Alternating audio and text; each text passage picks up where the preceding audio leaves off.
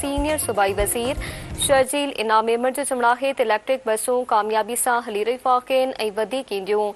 EV bus service कामयाबी सां जारी आहे। तकरीब खे ख़िताब कंदे शर्जील मेमर चयो त सिंध में पिंक बस सर्विस खे मोट मिली आहे। शर्जील इनाम मेमर चयो त औरतुनि खे आसान सफ़री सहूलियतूं फ़राहम करे रहिया आहिनि।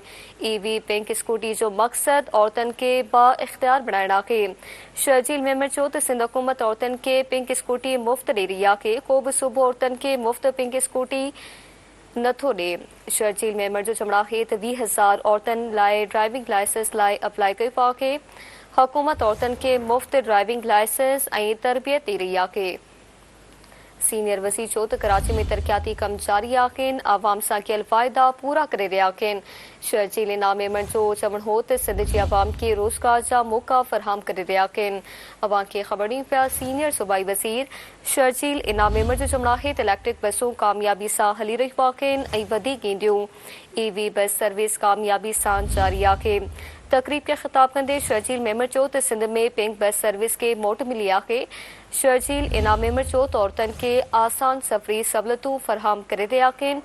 ईवी पिंक स्कूटी जो मक़सदु औरतुनि खे बाइख़्तियार बणाइणु आहे। शर्जील मेमर चयो त सिंध हुकूमत औरतुनि खे पिंक स्कूटी मुफ़्त ॾेई रही आहे। को बि सूबो औरतुनि खे मुफ़्त पिंक स्कूटी नथो ॾे। शर्जील मेमर चयो त 20,000 औरतुनि ड्राइविंग लाइसेंस लाइ अप्लाई कयो आहे। हुकूमत औरतुनि खे मुफ़्त ड्राइविंग लाइसेंस ऐं तरबियत ॾेई रही आहे। सीनियर वज़ीर चयो त कराची में तरक़ियाती कम जारी आहिनि। आवाम सां कयल फ़ाइदा पूरा करे रहिया आहिनि।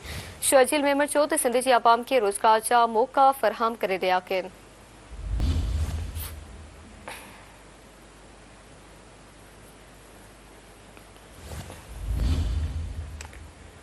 सीनियर सूबाई वज़ीर शर्जील इनाम मेमर जो चवणु आहे त इलेक्ट्रिक बसूं कामयाबी सां हली रहियूं आहिनि ऐं वधीक ईंदियूं। ईवी बस सर्विस कामयाबी सां जारी आहे। तकरीब खे ख़िताब कंदे शर्जील मेमर चयो त सिंध में पिंक बस सर्विस खे मोट मिली आहे। शर्जील इनाम मेमर चयो त औरतुनि खे आसान सफ़री सहूलियतूं फ़राहम करे रहिया आहिनि। ईवी पिंक स्कूटी जो मक़सदु औरतुनि खे बाइख़्तियार बणाइणु आहे। तफ़सील मलकनासी चीफ रिपोर्टर कराची फयाज़ कुरैशी खान। जी फयाज़ कुरैशी आगाह कजो।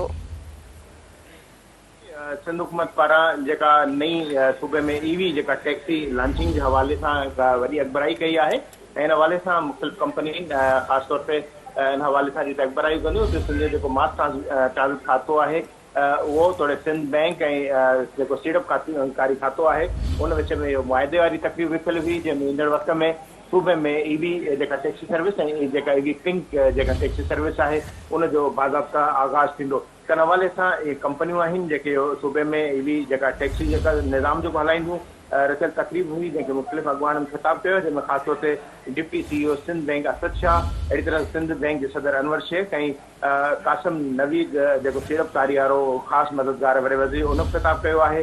संदसि कासिम नवीद जो चवणु आहे संदसि सरकार केतिरा ई मनसूबा शुरू कया आहिनि जिनमें हारी कार्ड हुजे या ट्रांसपोर्ट इहे समूरा तब्दीली जो सबबु आहिनि ऐं शर्जील इनाम मेमर ट्रांसपोर्ट जे सूबे में रेवल्यूशन आंदो ऐं सिंध में ट्रांसपोर्ट जो जेको मामिलो आहे मसइलो वॾे पैमाने ते हल थी रहियो आहे। सिंध जा जेके खयल क़दम आहिनि उन ते पंजाब ऐं वफ़ाक़ी हुकूमत पहुची रही आहे। असां सूबे जा जेके मनसूबा शुरू कया आहिनि उन सां सनतुनि खे हथी ॾिनी ऐं SEDF सीड़पकारी में किरदारु अदा कयो आहिनि। गॾियल कदमनि सां पब्लिक प्राइवेट पार्टनरशिप तहत गॾियल कम जेके आहिनि उहे शुरू कया वेंदा। सूबाई वज़ीर शर्जील इनाम मेमर तकरीब खे ख़िताब कयो। संदसि इहो चवणो हुयो त अॼु हिकु दफ़ो ॿीहर सिंध हुकूमत अवाम सां कयल वाइदे ते अमन ऐं सहूलियत तोड़े रोज़गार ॾियण तरफ़ दिख वधाए रही आहे।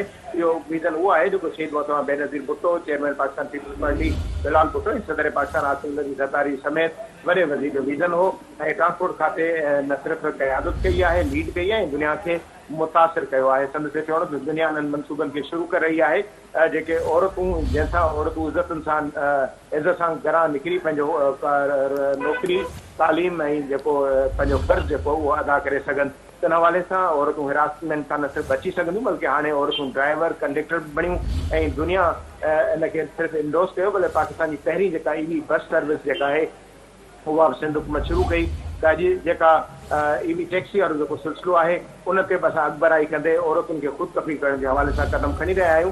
संदसि चवणो हो त सिंध हुकूमत जे क़दम सां जिते 7 करोड़ आबादी में 150 औरतूं ड्राइविंग लाइसेंस या फिता हूंदियूं हुयूं उनजे मुक़ाबले में हाणे 20,000 औरतूं लाइसेंस लाइ अप्लाई करे चुकियूं आहिनि। मनसूबे सां न्याणियुनि खे न सिर्फ़ु दरवाज़े ते सॾ ॾेई मुतरिक़ कई तहफ़ुज़ जो यकीन ॾियारियो थो वञे, बल्कि इहा शहीद मोहतरमा बेनज़ीर जो जेको विज़न तस्वर हुयो उन ते असां अॻिते वधी रहिया आहियूं ऐं हुकुमराननि जो कमु तस्वर ॾियणु आहे ऐं इन तस्वर ते पहिरियों जेको शुरूआति जेका पीपल्स पार्टी कई इहो विज़न असांजो हुयो ऐं पर इनखे ॿियनि सूबनि शुरूआति करे छॾी आहे। त हिनजो चवणु त पिंक गाॾी में ड्राइवर बि औरत हूंदी, ख़ानगी टैक्सी में औरतुनि खे हिरास करण जो मसइलो हूंदो तो उहे हाणे ख़तमु थींदियूं। दुनिया असांजे हिन आइडियाज़ खे न सिर्फ़ु एडॉप्ट करे रही आहे बल्कि औरतुनि खे कोटा मुख़्तस करे सिंध हुकूमत अकबराई जा केतिरा ई रस्ता आहिनि ऐं अॼु फाइटर औरतूं पाकिस्तान में न सिर्फ़ु फाइटिंग करे रहियूं आहिनि बल्कि पाकिस्तान दुरुस्त दाग़ ते निकिरी रहियो आहे।